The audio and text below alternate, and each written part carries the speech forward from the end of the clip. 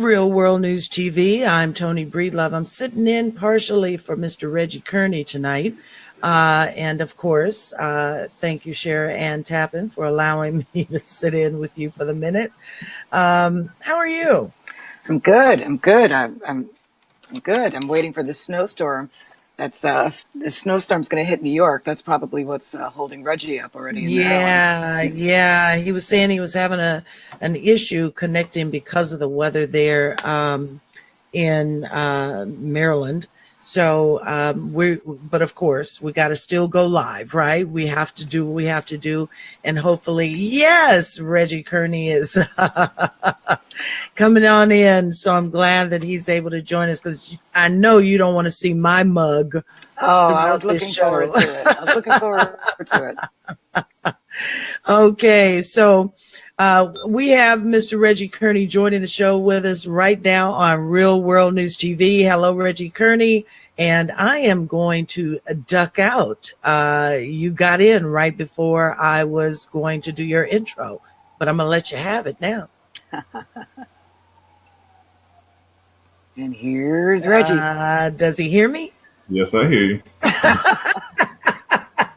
Wait on me. So I'm going to let you. I'm good. I'm glad to be back on air. That's for sure. Well, you're not doing a little Chinese.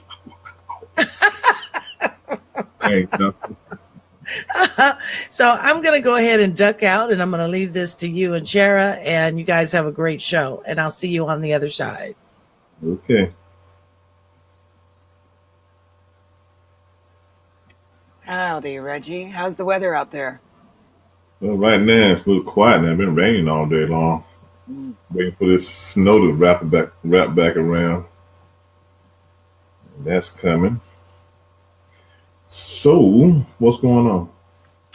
Well, we have tonight's topic. Do you want to summarize? Well, yeah, very easily can be summarized. What are our kids going to do? What party are they be in? Who are they going to vote for? You know, and that's the thing. I think most young people these days are not beholden to the parties like we are as older adults. You came up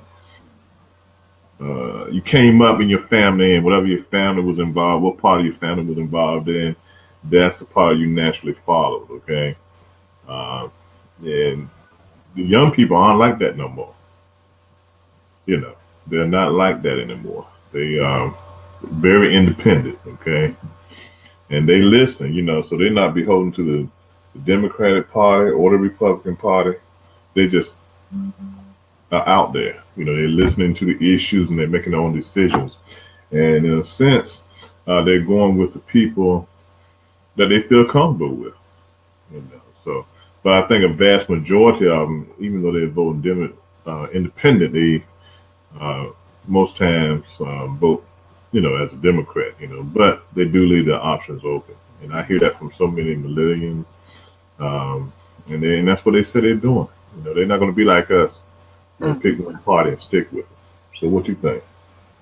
Well, I think that's the best way to go. I've been thinking all day about this topic, and how to explain the party system, the Republican Party, the Democratic Party, and doing some research on when the GOP started and when the Democratic Party started, and started circling back around to how today's neo-Republicans like to claim that they're the party of Lincoln, which just frankly isn't true. And, what they've done is, back in the day, the Republicans were what we perceive Democrats to be now. They were very social-minded, social services. They were pro-civil rights. They were anti-slavery.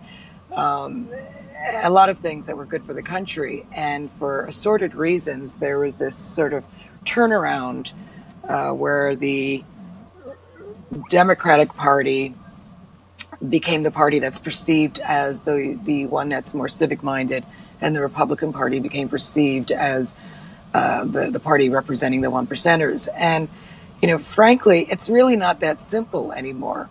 Even back in the day, you had different types of Republicans, you had different types of Democrats. You had the lily whites, you had the Rockefeller Republicans and the liberal Republicans. And, I think now there's this tendency to sort of oversimplify and, just vote the party line. But we see over the last few years that there really almost isn't a party line anymore. You've got various factions in the Republican Party.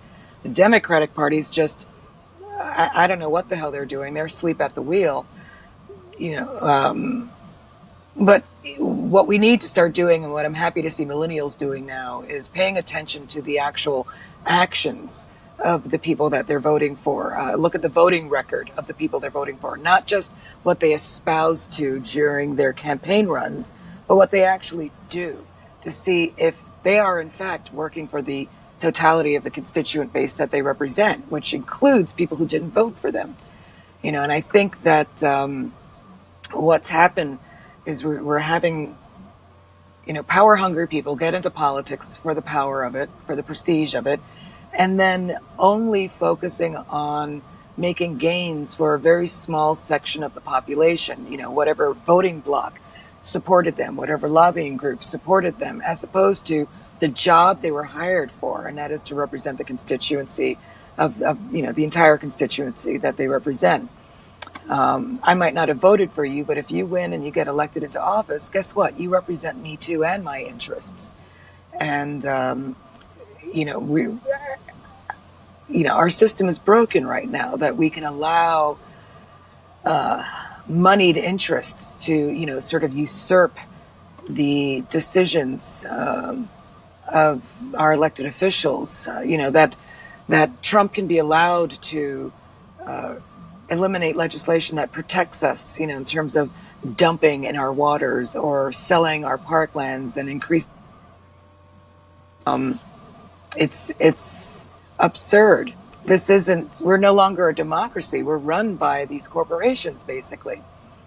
We don't benefit as a constituency. We don't benefit as a civilian base when they're allowed to dump in our waters, but who does? Nestle and, the coal companies and the fracking companies that are allowed to dump their trash. So I think that we need to stop being lazy as constituents and do a little more research. It's not as simple as voting along party lines anymore. We're beyond that. It's just one more way to polarize us and oversimplify the discussion. It's the people of color, diaspora, and immigrants, against the white middle Americans that are afraid of becoming the new minority or the supremacists. It's the Republicans versus the Democrats. It's men versus women. And all they're doing is polarizing us.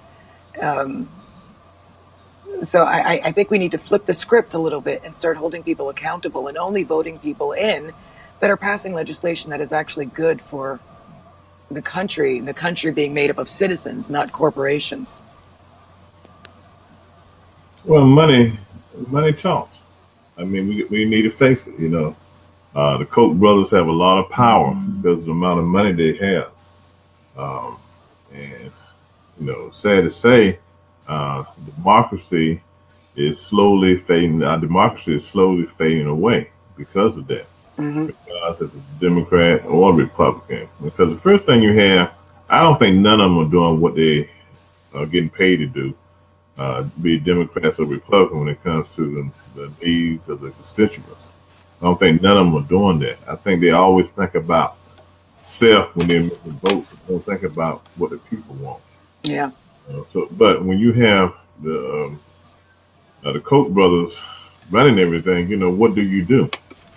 I mean, they are determined. The Republicans, along with the Koch brothers, are determined to redefine what it means to be a conservative. Okay, they want this nation to be a conservative nation. They want this nation to be a one-party nation, and they're working very hard at doing that.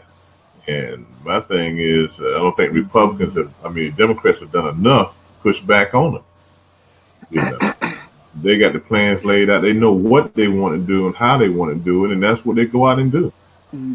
So the Democrats still don't have a plan. You got Hillary running off of her mouth. You got Bernie running off of his mouth.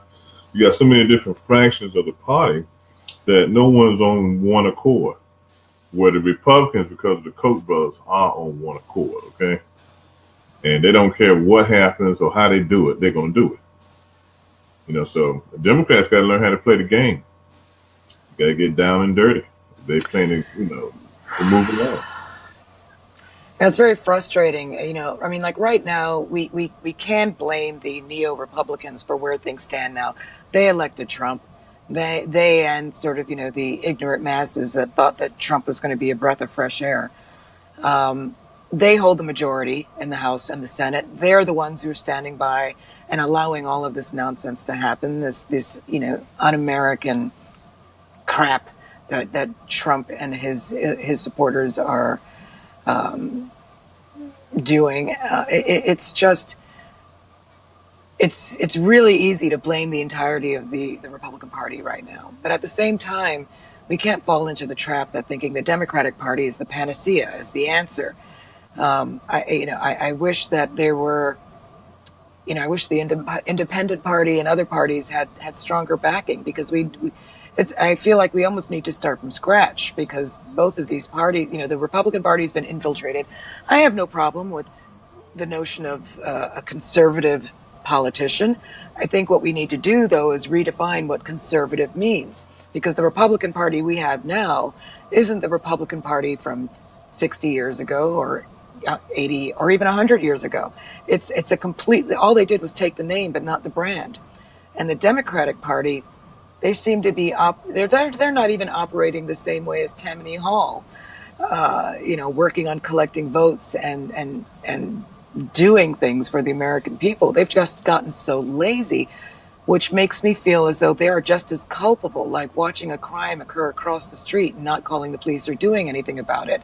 They're standing by quietly and allowing all of this to happen. And the only people who are really vocal right now are, Steve Colbert and Bill Maher and, comedians. They seem to be the ones who are most vocal about standing up against or trying to stem the tide of what's happening with the neo-Republican Party now. But it's not a simple discussion when we try to speak with millennials now, or the next generation that's coming up and being eligible to vote. It's not as simple as saying the Republican Party is this, the Democratic Party is that, because those parties themselves are broken up into sub-factions. So we have to boil it down to its simplest and look to the individual, look to their track record, how they're voting and who's supporting them monetarily, to base our voting decisions on. And right now, with the media running amok, that means that we have to go to the primary source, go to the government website, check somebody's voting history, because we can't just rely on.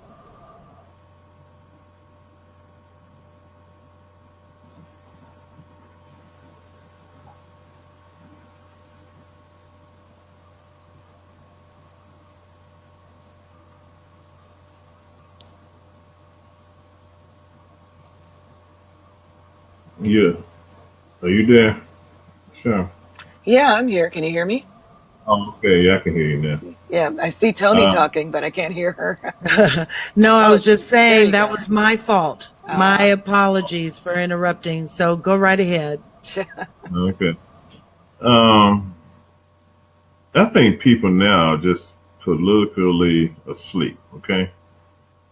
And what I mean by that statement is, I think most people are just tired. I think politics has just worn them out. So I just think they just want to get up every day, go to work, come home, eat dinner, pay the bills, enjoy a little bit of life, go to a movie, and they really don't care. Because what's going to happen is going to happen. Okay. I think people are just tuned out politicians right now. Well, that's an country attitude. as it is. That's an attitude that we can't afford to have. If you want to be able to continue to feel secure in your job, that you can't be wrongfully terminated because of some form of discrimination or sexual harassment, if you want to be able to go to that local movie theater without having somebody object to your participation because they don't like your lifestyle or your color, if you want to be able to go to that local restaurant and not be abused or kicked out or walk through a store and not be accused of stealing. I mean, we have to be mindful. We have to participate. You know, we come from people that fought for our right to vote, that fought for our right to participate in a jury, that fought for so much of the legislation that we have. And, you know, just think if our ancestors had taken that stance, we wouldn't have had unions protecting us at work and labor laws. We wouldn't have had the civil rights movement. We wouldn't have had suffrage. So we can't, you know, it's not like accomplishing those things and, you know, we're done and we can sit back. And I think that's part of the problem with the last couple of generations. We thought that we didn't have to mind the store anymore. And you see what happens when we don't mind the store. We get this, you know, fakakta administration. And so, you know, if people want to protect what they have and ensure that their children can enjoy even some of the liberties that they've enjoyed in this life as adults, then we need to pay attention. We need to stay involved. It's really that simple. There's no shortcuts around this. Okay. How many bills have actually been passed this year or last year in 2017? I don't know the number. I'd have to go online. Bless you. Pretty much zero, okay? Washington has been tied up with this Russia investigation, this Trump mess. The only thing, okay, they tried to kill Obamacare and couldn't do that, okay? So then they jumped on taxes. So they got the tax bill passed, but now the deficit is over $1 trillion, okay, and more. It's a little more than just $1 trillion. It's quite a bit. So there's nothing going on in Washington, okay, that's meaningful that can really help people. I mean, he's passed a lot of executive orders, knocking out everything, you know, instead of going to the Congress and then the Congress is saying he's trying to kill everything. You know, I looked at a thing today, a post today where he killed a couple of workplace rules, okay, that needed to be in place to make the work environment safer. But hey, he doesn't care. You know, it's just one more rule that gets thrown out the window and makes it easier for a business to run roughshod over the employees. So I think that's what's happening, because people are not seeing nothing meaningful come out of this White House, okay? They're seeing a bunch of junk. You know, they're seeing every day. They're seeing, okay, here comes another woman today, Playboy Bunny, coming out of woodworks today with her issues, okay? I mean, you have a president, well, I don't know call him a president. You have an idiot in the White House who's being accused of sexual harassment, abuse, and all this kind of other stuff that goes along with it. He loves Putin like he and Putin are lovers, okay? And that's what people are seeing. So when you're not seeing nothing meaningful happening in this country, you do fall asleep. You do say, you know, why I'm going to look at the news every night when it's going to be the same old thing. What did Trump do today? It's like a daggone reality show right now. And, you know, he's signing these executive orders. And what does that say? It says he doesn't trust the Republican Party because they have the lead in both the House and the Senate. If he trusted them, he would put these bills through the normal process to get approved formally. Because he can't fire these folks like he can fire other members of his administration. So he knows that he doesn't have as much control over them as he would like, unless he tries to blackmail them or do some nonsense like that, which would get him even, you know, more hot water. But it's really it's dumbfounding to me that he may not have passed a lot of bills formally, but he is doing a lot of damage on a national scale and an international scale, while his family rakes up the doughs, you know, the dough with deals with China and other foreign entities. You know, how is this not seen as the biggest scam in American history? You know, how are the people who voted for him not utterly disgusted? I don't understand how they're justifying it. How they can justify and rationalize it in their mind to make it okay. That they themselves could potentially be losing their benefits. Well, they don't care, because a lot of these people who voted for Trump, they think what he's saying and what he's doing is the right thing. You got to realize this country went through 8 years of having an African American as a president, okay?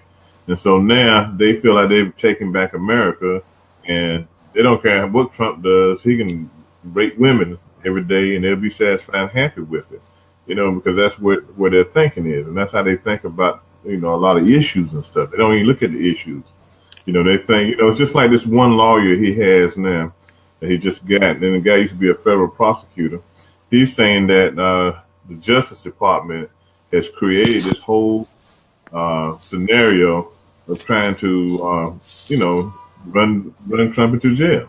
Okay, he blames the Justice Department for creating this whole scenario, this whole situation that he's in right now.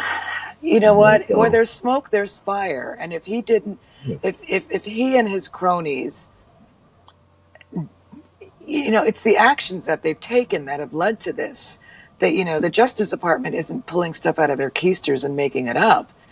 Their actions, their questionable actions, or in some instances illegal actions, which were just waiting for the formal bell to be rung from Mueller. He gave them fodder to work with. You can't give somebody sticks and then blame them if there's a fire. You gave them the kindling. No one else slept with a porn star while his wife was pregnant. He did that. And so it's not fake news. Him wanting to fire, assorted people in his administration, that might have been leaked to the press, and he would call it fake news and then wait 3 months and then do it anyway to say, well, now it's my decision, not yours. It's just a complete and utter embarrassment, the way he has maintained. He's ruined any equilibrium in the administration, and I don't see how any foreign dignitary would trust doing any kind of business with us when the person you met with today can be fired and you're meeting with somebody new with a different agenda tomorrow. That's right.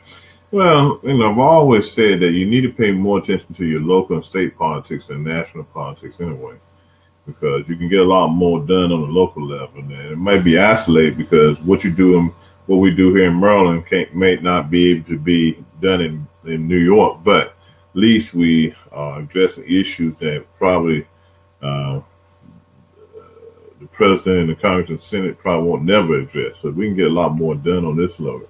But the thing you got to realize with the young people, these are the voters of the future. So we're going to have another shift in what happens in Washington in the next 5 to 10 years, because you're going to see that Saturday when all these young people come to Washington to denounce gun violence and the violence that's taking place in the schools. Mm-hmm. Those are our voters, okay? Those are our voters. So I think the powers that be would be smart to look at what's coming to Washington and not underestimate these young people, okay? Because eventually, no matter how much money the Koch brothers decide to spend, these young people are going to have a very strong voice in what happens over the next 20 to 30, 40, 50 years. Okay? Oh, I don't want to wait. We can't wait that long. But you have to, okay, it's a process, okay? We're going to have to go through that process. A lot of them will be voting this year. A lot of them will be voting, in 2020. So, I mean, it's coming, okay? But the process got to take, they got to become 18 years old, okay, But they have a mind of their own, and all they see now, they have a bullseye on the NRA. They have a bullseye on any politician who's not willing to address the issue of gun violence, and they're going to make sure that their message is heard, okay? Mm-hmm. I mean, they didn't get a lot done in Florida, but they got something done because those politicians, they got nervous because they see votes, okay? They understand the game, okay? They see votes. And I think that's where the turning point is really going to come with these young people waking up. But like the pundits say, it's great that they're waking up. Great that they're going to get registered to vote, but will they go out and vote? That will be the other key thing. How do you get them to the polls, okay? And that's going to be the biggest thing the biggest challenge is going to be to get them to the polls to vote. You know, and Yeah. they can make it. They definitely wouldn't be able to. They will be able to make a difference. I don't doubt that these folks are energized enough to vote. I just hope that they can do so before uh, those that have a vested interest in disenfranchising people's ability to vote find new insidious ways to do that. You know, we've seen it happen with the minority community with their attempts at enforcing voter ID when it was already demonstrated that there was less than 1% proven instances of voter fraud in all elections through American history, with a few exceptions of people who were arrested last year for voting multiple times for Trump. But, on a national scale, it's a drop in the bucket. But we do have to be mindful on the local as well as the national level to make sure that no more legislation is passed without our being aware of it, or proposed without our being aware of it, that would result in disenfranchising people's ability to vote. I've seen some folks propose that, they need to return to the days where you had to pass a test in order to vote. I've seen an elected official, I forget what state, propose that you need to pass a financial test in order to vote. So there are ideas already floating around out there about this. Fortunately, they just haven't gained traction. But given the positive results that they saw with the attempts at passing voter legislation in multiple states, that voter ID legislation in multiple states that directly impacted this last election, I wouldn't be surprised if there was another attempt at a phase two of disenfranchisement. Well, we can beat disenfranchisement if we get off our butts and go the extra mile. Now, you take in Alabama where they are going to close down a number of MVA locations because they claim they don't have the money to operate them. Then you put everybody in a bus. Put all the African Americans that need to get registered and need IDs. You put them in a bus and you take them to the next location. Some of this is going to have to be stuff that we do on our own. Okay, Mm-hmm. we can beat anything they throw out there to us. We can beat it. We can't be lazy about it. And I think that's where that's where they know we're gonna fall short at. They know they close these 75 MVA locations. That we're not going to make an effort to go 100 miles to get a voter ID. Okay. But if we work together collectively and we get everybody to locations, they'll see that we're not going to send. So then they're going to have to come up with another way to disenfranchise us. And then the Republican Congress just added a rider which allows Secret Service to be able to go into polling places. Okay. But they claim it was a rider to allow them, if they go with any elected official that has Secret Service protection, to be able to go into the voting polls to vote. It's not. It's just another layer of law enforcement and intimidation of people, and that's all. When you run out of police officers and the sheriffs, then go and use the Secret Service. Mm-hmm. I mean, look at what Trump said and did in his campaign speeches, telling people after you vote, hang around the polls and look around and challenge people. Yeah. I wish saying "Make America Great Again" would come to me and challenge me at the poll. I'm gonna knock the out of them. Okay. Do that after you vote. Right? No, I'm gonna do it before I vote. Do it after you vote. We don't need you getting arrested. No, I got to do it right then and there. So lose your ability to vote. It's different things that the white community really feels like. Some in the white community feel like they can actually go out and do. Intimidate people. Until because they scared. Okay, they really scared. Yeah. So we'll see what happens. I just pray that we get a change. What I would like to see happen is Trump get impeached. I don't want Pence in office. I really and truly don't. But I think he would be more stable than Trump.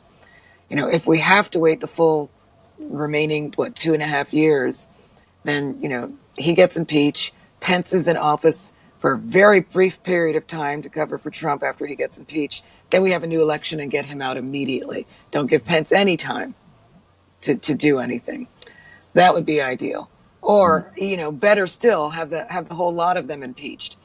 but that's just not likely. I don't think we could handle being our political system being disrupted to that degree.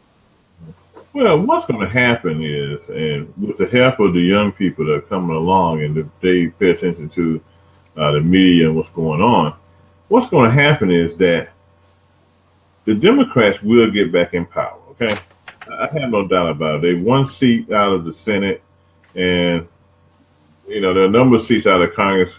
In the midterm election, they could flip the Senate, and eventually they could flip Congress. Okay, but this is the thing: if the Democrats are able to get back in power, are they going to do the right things to serve the people of America? Okay, because if they don't, it'll get flipped again. You'll go back and forth.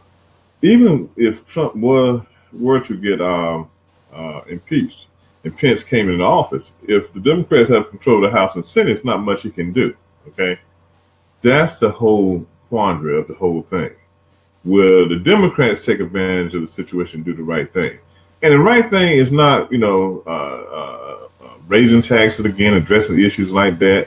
It's addressing common sense issues that need to be addressed, like immigration, things of that nature, where they correcting problems that have never been corrected. Okay, not trying to take the bull by the horn and make this grand stand here in America. Because if they do, it's going to turn off people again, and they're going to go back to the Republican Party. It's going to be a flip flop. Okay, like Johnny K. Sweat said, it's good that the young people are taking notice on the statement he just made on Facebook.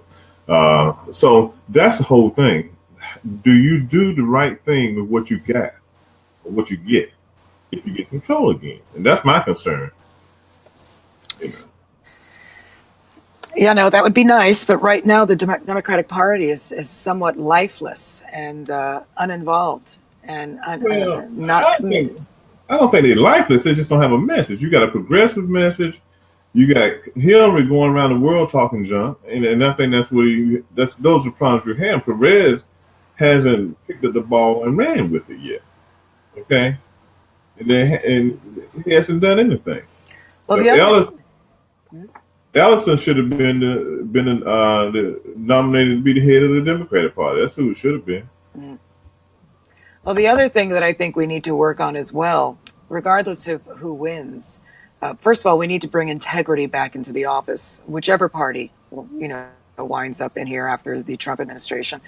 But the other thing that we need to do as well is deal with the issue of media and bringing integrity back to the media and putting the kibosh on all of these fake news sites, putting aside the Russian bots and their influence on that. Breitbart's not a Russian bot. InfoWars isn't a Russian bot. But they are allowed to promote lies as if they are facts. And I think that when it comes to a news source, there needs to be some sort of accountability and regulation about that, or at least brand these sites as satirical and call it a day, because it's not information that they're sharing. It's misinformation that in part, I think, is part of what polarized this country the way it did before the election and got him the support that he wanted, that he needed. I think that contributed a great deal. Well, when very quickly, we got to pay homage to our sponsors, Shades of Africa, SPMG Media, the Urban Sentinel, which is not fake news, because I make sure, and we want to thank them for their sponsorships and supporting this show. And for more information about our sponsors, you can go to the website hottopicstalkradio.com/sponsors, and you can get more information on the sponsors. Now, when you talk about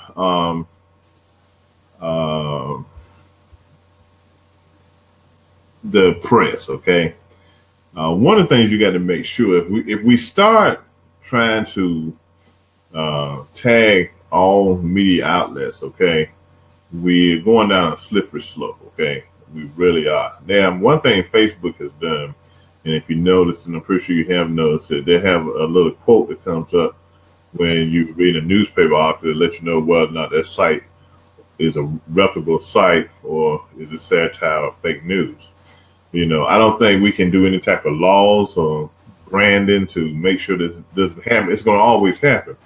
What has to happen is that we as readers, we have to make sure that we discern what we read, okay?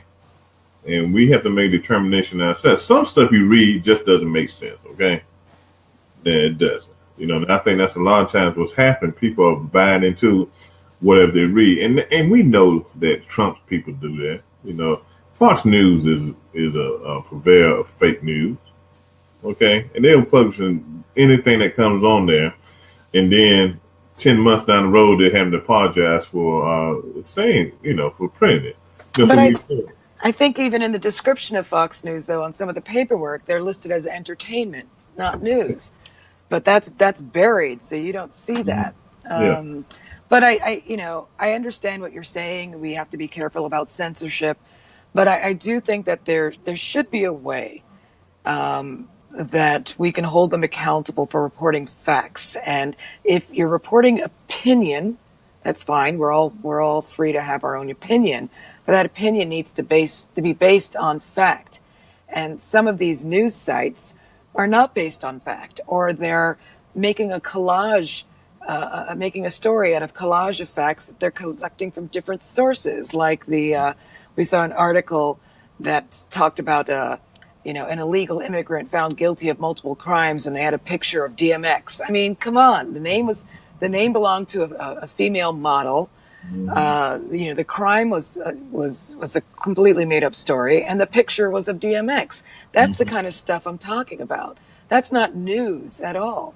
That's not, informing the public at all. That's just sheer manipulation. But the Make America Great Again idiots believe that, because during the campaign, Trump went at it during the campaign with the media and started using the term fake news. Okay, look, I'm not trying to offend nobody, okay?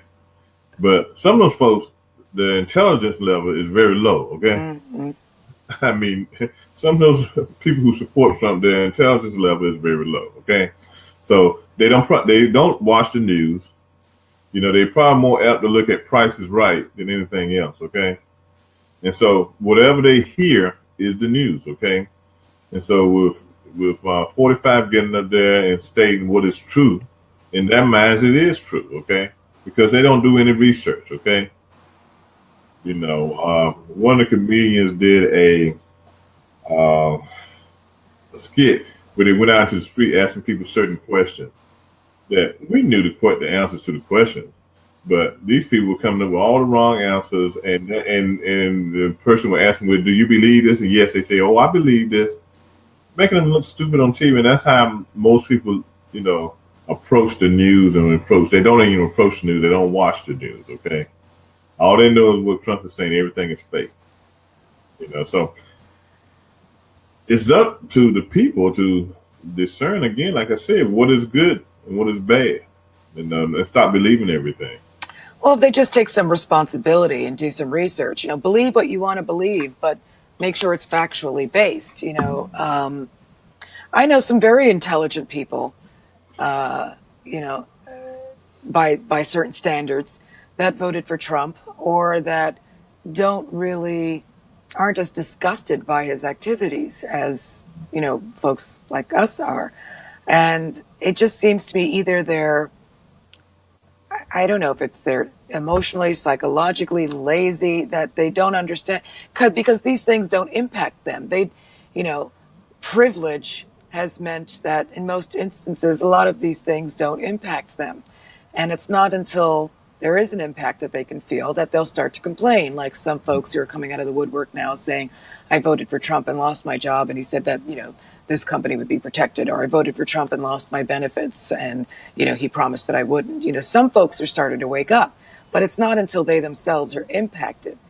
I'm often surprised by some of the folks that I speak to on a daily basis who make excuses. Well, Trump is doing this or he is doing that. And sometimes I just can't even engage, because they're so entrenched in the There's some folks who need to believe the narrative because of their racist or classist or misogynistic point of view. And there's some people who I think are just too lazy to question the narrative because none of it directly impacts them anyway, doesn't affect their life or their quality of life, so they don't need to question it. And, those are the people that disturb me almost more. You can think of an ignorant person or an uneducated person or a racist individual as almost mentally disabled. But these other individuals who are just sort of lazy because it doesn't affect them, I wonder, and I ask myself, what percentage of the population does that represent? And how do you get through to those folks? Do you have to wait for them to experience something cataclysmic in their life in order for them to get the big picture? But they're not going to get the big picture, because if they lose their health insurance today, they're still going to love Trump. Okay? They're going to blame the Democrats, or they're going to blame Obama because they lost their health insurance. And that's what they do. They don't look at what Trump is doing. They look at it and blame somebody else, because that's the first thing he's going to say. Oh, you lost your health insurance. Oh, that's because of the Democrats, and Democrats don't even have control. So it's always him playing the blame game that keeps these people coming back for more of him. Okay? They're going to all die because they can't get in the hospital, but they'll keep on going. And that's how they see life, They don't understand it. They don't understand it. And probably if you get another African American in the White House, they probably all leave America then. Because they would really have a fit. Well, they can go to Australia. Yeah. They probably wouldn't be happy there either. But, so it's like you said, some of them don't care. Some of them don't pay attention. That's how it is. That's why I say, if the Democrats do gain control, which they probably will, because the young people are out making their statements, and that's probably they're going to go with change, they'll have an opportunity. But if they don't do it, they're going to lose it. Okay, Simple as that. Yeah. And it'll flip flop again. People, if you look at politics of the past, that's what happens. One party goes in, they can't get it done. People get upset at that party, throw them out to go for another party. It's it's constantly being turned over. Okay, but sooner or later you got to come to a point where you get both sides of the aisle to agree to meet in the middle and get things right, and that's not happening there. Yeah. And I think the biggest reason is because of the Koch brothers and their desire to have a nation type of government, which is very conservative, and no one is willing to meet halfway to get things done and solve the right way. And that's pretty sad. Pretty sad, because I think if the parties come together, they can get some stuff done, some real meaningful stuff done. They can, all this voter fraud stuff they claim, whatever it is, can be ironed out. Disenfranchisement of voters can be ironed out. Everything can be ironed out. We got to learn how to coexist together. Okay. Yeah. I think a lot of what you have happening in white America is the fear of becoming the minority. Okay, it's going to happen. There's nothing they can do to stop that. Okay, and they know that, but they're going to do everything. They're going to pull every stop out. One of the things I wonder about, and I tell people, we got to be mindful of, this idiot we got in the White House attempting to become president for life. Because he looks at the North Korean president, the Chinese president, and Putin as people that he admires. Okay, even though he can't stand little rocket boy, he still admires him for the fact he's been in office ever since. The family has been one family who's ran North Korea. Right. He likes that kind of stuff. He sees himself as being someone that can be a leader for life. And that's his desire. And probably some of the fools that hang around him have the same type of desire. Don't even get me started. I mean, if that was the direction that we went in, then they should all worry about, being taken out back and shot, which is what Kim Jong-un does when he's displeased with somebody. So, no, we just have a big baby in the White House right now who likes to stomp his feet and whine if he doesn't get his way.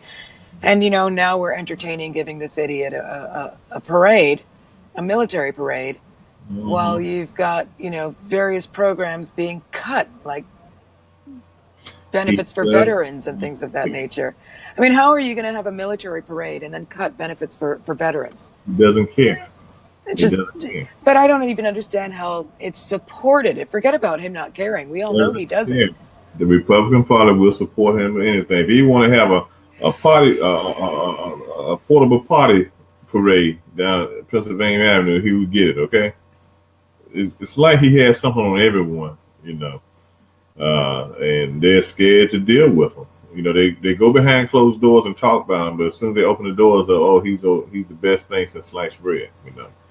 But one of the things I want to tell young people, and one of the things I would tell young people, is to look at government as it is today as a study in civics, okay? And to really read and get to understand what politics is all about, okay? Make their voices heard, which they are doing here Saturday when they come to D.C. Stay focused on the issue, okay? Don't wobble all over the issue, okay? Stay focused on the issue. And I think the young people who've been at the forefront of this gun violence, trying to get the gun laws enhanced, have stayed focused on what the real problem is, okay? And that's what they have to do. And they have to come out and vote. And they have to, don't go just register to vote, because right now in most states, I know here in Maryland, you can register when you go get your license, okay? Don't just go you get registered when you get your license, but use that vote. I mean, you can make a difference, okay? Young people don't realize they have the power in their hands to really correct the wrongs in this country. Because I'm going to tell you, if Florida gets jacked up in this next election, because those young people in Florida, these Republican politicians find themselves out of office, believe me, they're going to wake up and they're going to listen to them. Yeah. And that's a testing. That's why that's why the Republicans and Scott did a little bit of something down in Florida. They know that these young people mean business.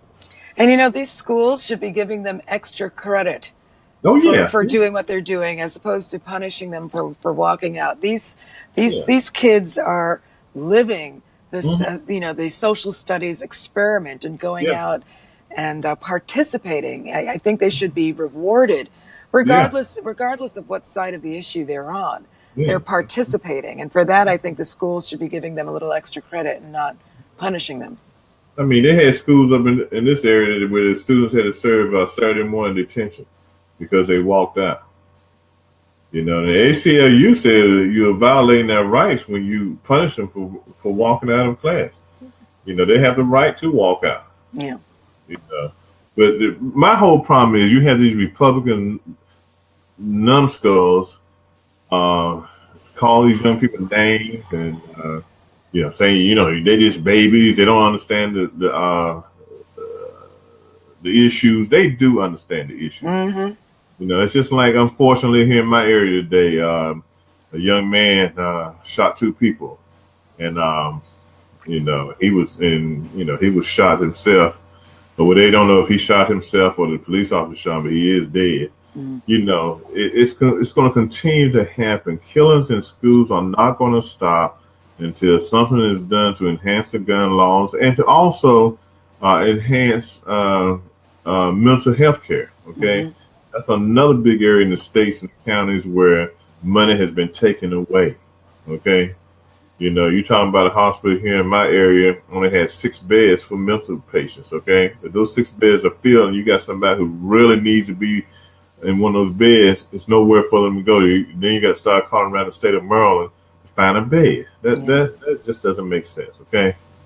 Yes, we have gun issues that have to be addressed. We also have mental issues that have to be addressed with these young people too, and some older adults also. So it's a lot to be done, but the young people need to embrace this opportunity and not let Saturday be the last of it, but continue on voicing their opinions and allow them to make this country better again. Yeah. Preach. Yes, and That's what I want them to do. I'm getting older now. I don't have the time for it or the desire for it sometimes, Yeah, no, I And hear that's you. and they have to pick up the mantle and run with it. Okay, and like I said, they're doing a great job. I'm really proud of these young people.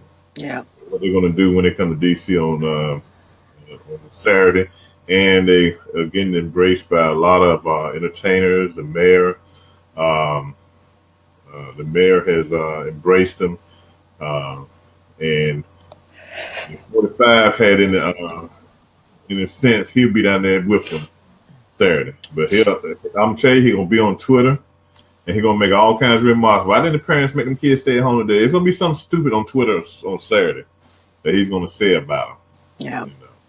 He's gonna say about it. Yeah, that's guaranteed. Yeah. Or he'll ignore it altogether. Yes, no, he won't ignore it. He's gonna say something, Well, he's but he ignoring knows the fact. he's ignoring these bombs going off in Texas. Well, He hasn't said a peep about that. Look who's getting injured. Okay, Yeah. people of color. Okay. Oh, you mean the people that no one cares more about than him? Right. Right. So that's the thing. Let somebody in a white upper class neighborhood pick up one of those boxes and get blown up. He'll say something then. I mean, gosh, boy, we sure do miss Obama, don't we? Ever so much. Yes. Because there is a night and day difference in those two. Obama would be investing in the issues of those bombs, where Trump is only thing Trump's worried about is what 45 and what Putin is doing. Right. Or suing the porn star for $20 million for something that never happened, for speaking about something that's fake news. Yeah. Cynthia Smith says, I agree, there should be more done to help those with mental issues. What we have in place is pathetic. And she's so true. Here in my area, where I stay in Charles County, Maryland, the state of Maryland has cut funding so terrible for when it comes to addressing mental health issues. It just doesn't even make any sense. Well, it's all a culling of the herd. Gosh. Whether we're getting the police don't know how to deal with people with mental illness, so they shoot them. Yeah. Mentally ill people are going out there and shooting people. It's that all of this boils down to a culling of the herd. And we in the African American community, we need to embrace mental health as an illness. Okay, that's been one of the biggest issues in the African American community, that we have failed to embrace mental health as an issue. If you look back, and I remember times back when I was a kid, I've been around for a long time. You had that one relative that always stayed in the bedroom, okay? Never came out, unless it was to eat or something. Or they sat in that rocking chair and looked up to heaven every day. And that's what they did. That person was suffering from mental illness, okay? And no one addressed the issue. And we still have that same mentality today when it comes to addressing issues of mental health issues. And we have to wake up and accept that and stop stigmatizing people when they have mental health issues, okay? Yeah. And that's what our problem has been. And getting more support in the schools. Yeah. There used to be counselors that, somebody could speak to that would be mindful of students who looked like they were in trouble or struggling. But that's certainly not something DeVos cares about. Yeah, and we got that, and that's what we got to fight for. And you're right, there are issues out there we need to start fighting for, and we got to do something. We've got to do something. Yeah. Well, the time has come to say goodbye. Tony, do you have anything you want to say tonight, Tony? Are you there, Tony? You have our permission. Well, thank you. She's tossing back some wine. We've driven her to drink. No, you haven't driven me. You have not driven me to drink. Not yet. Not yet. But you know what? So we'll see what happens. Like you said, we have to be mindful. All of these folks have to go out and vote. We have to stay educated and informed. We have to verify our information and our sources and pick our battles. Right now it's the NRA. What's going to be their next issue? Because I don't want them to dissipate. If they accomplish what they want to with the NRA, then they have to identify another issue and maintain this groundswell of power that they have. Mm-hmm. Well, they'll get there. So, Tony, what were you saying? Yes. You know what? You guys speak a whole lot of truth. And I'm just thankful because you guys are the smart people. You really are. I'm not smart. Chara Ann is smart. Chara Ann is smart one, yeah. She's smart. Yeah. She even used big words, like real big. I got a dictionary. When I look on my iPad, when she uses a big word, I look it up, see what it means. Next show, let's count how many big words Chara uses. Okay. Yeah. So, a great show, you guys. Very informative. And this is a time where those 18-year-olds out there will be casting their first vote. And you've given a lot for people to chew on. You really have. And I think it's greatly important that not only those who are, who are already taking advantage of their right to vote and making their voices and their votes count. I think it's important. It is greatly important now that the young people get involved in their civil duty, their duty as a citizen. So I think tonight gave them a lot to chew on, and I really, truly appreciate it. I really do. I want to, first of all, thank those who have been listening in and watching the show tonight. I hope you really did get something out of it because, like I said, those two people, they're smart. They're real smart. So take advantage of their smartness. All right. But let me thank those who had been joining us tonight and watching the show and actually did throw in a comment. Miss Corinthian Smith, she is my cousin in Vista, California. So it's good to see her in as well. Also, Johnny K. Johnny K is another cousin, and I want to thank her also. So the Sweet family is also listening in and watching in and supporting what we do here at the network. So thank you so much. I love you, and I know Reggie and Chara love you as well. Do you want me to close you out? Close us out. All right. So you've been listening to Real World News TV with Reggie Kearney and Chara and Tappin. Make sure that you come on back here next week on Tuesday night. Again, every Tuesday night at 5:30 p.m. Pacific, 7:30 p.m. Central, and 8:30 on the East Coast. Make sure that you go on over to the website at hottopicstalkradio.com/Real World News. There you can find out more information about the hosts, Miss Chara Ann Tappin and Mr. Reggie Kearney, as well as the other hosts here on the Hot Topics Talk Radio Network. Hot Topics Talk Radio Network is sponsored by Shades of Africa in 2 locations in the city of Corona and in the city of Long Beach. Also sponsored by Urban Sentinel. Chara, your noise just distracted me. Also sponsored by the Urban Sentinel. That very handsome man that you see there on the screen is the editor-in-chief. Head on over to the Urban Sentinel for more information and great news. Not that fake stuff. I was going to use a cuss word, but I'm really being good. Okay, but anyway, not that fake stuff. Also sponsored by the lovely Miss Gina Smith and SPMG Media. For more information regarding all of our sponsors and all of our hosts and to catch up on all of the shows, like I said, head on over to the website. And I think that is it. I am going to sign you guys off. You ready?